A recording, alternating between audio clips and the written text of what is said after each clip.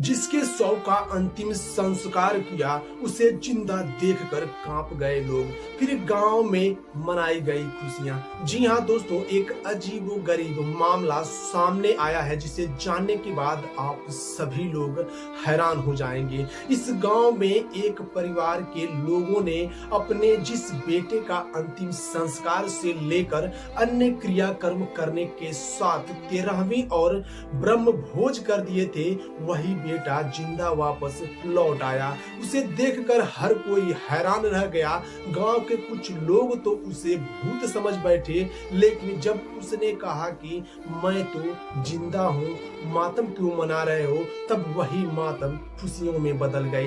दोस्तों, पूरा जो मामला है यह श्योपुर जिले के मानपुर थाना इलाके के लहचौड़ा गांव से यह अजीबोगरीब मामला सामने आया है। यहाँ के सुरेंद्र शर्मा जयपुर में सुपरवाइजर थे और एक्सीडेंट में उनकी मौत हो गई थी।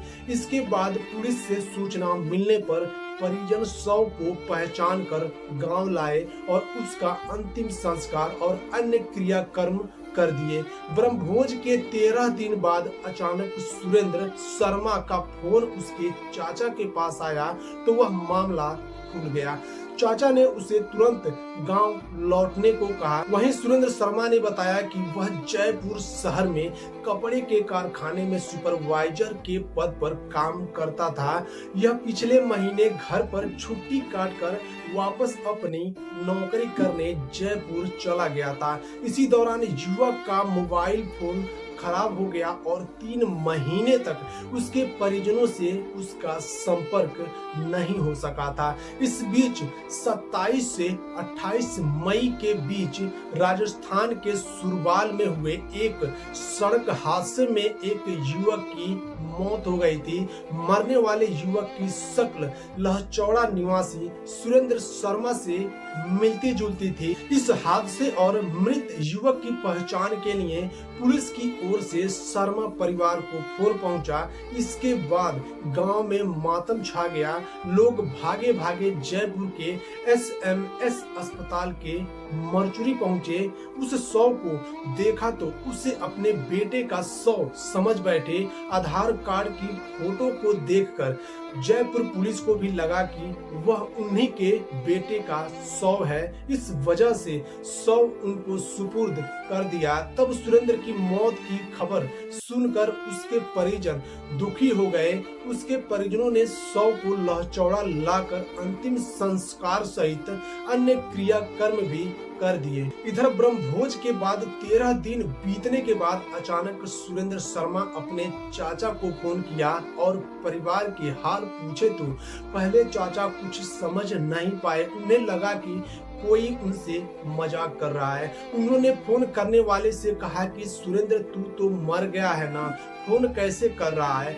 उन्हें यकीन दिलाने के लिए सुरेंद्र ने वीडियो कॉल किया और बताया कि यह जूस वाले भाई मेरे पास खड़े हैं, इनसे आप पूछ लो, मैं अभी भी जिंदा हूँ। यह सुनकर सुरेंद्र के चाचा ने उनसे तुरंत घर आने के लिए कहा और यह भी कहा कि तुम रात को मत आना, नहीं तो लोग तुमको भूत समझेंगे, इसलिए दिन में आना। वहीं सुरेंद्र रविवार को अपने गांव के लहचौड़ा गांव में पहुंचा तो उसे जो भी ग्रामीण देखे वह सहम गए और कहने लगे कि यह तो मर गया था, कहीं उसका भूत तो हमारे गांव में नहीं आ गया। सुरेंद्र के परिजनों ने सुरेंद्र को जिंदा देखा तो मातम खुशियों में बदल गई। अब सुरेंद्र को देखने आसपास के गांव के लोग भी उसके घर पहुंच रहे थे।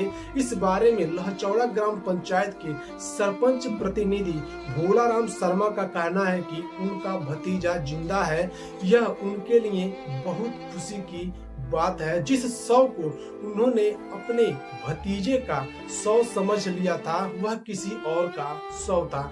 उसकी शक्ल बस सुरेंद्र से मिलती जुलती थी। इस वजह से गलतफहमी हो गई, लेकिन सारे क्रियाकर्म करा दिए थे।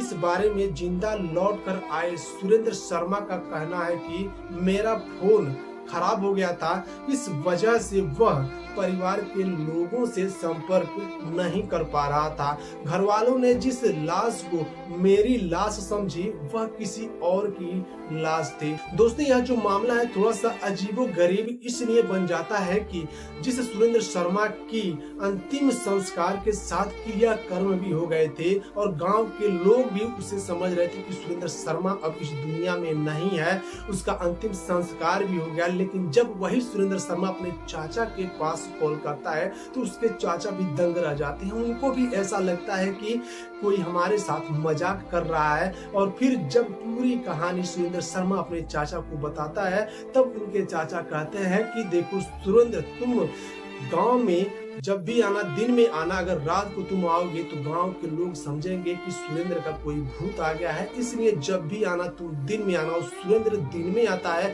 लेकिन दिन में भी जो गांव के लोग होते हैं उनको लगता है कि सुरेंद्र का भूत हमारे गांव में आ गया है। दोस्तों ये थोड़ा सा कहानी थोड़ा सा सोचने वाली और समझने वाली है, क्योंकि एक ऐसी कहानी जो अजीबोगरीब बन जाती है। एक परिवार से एक बेटा बिछड़ जाता है और फिर अचानक उसका जो बेटा है वो उसके घर वापस लौट आता है। पूरा मातम जो है कि खुशियों में बदल जाता है। बाकी दोस्तों आप लोग इस कहानी के बारे में क्या सोचते हैं कमेंट बॉक्स में बताइएगा। और इस चैनल पर नए हैं तो चैनल को भी सब्सक्राइब कर लीजिएगा, वीडियो को ज्यादा शेयर कीजिएगा। धन्यवाद।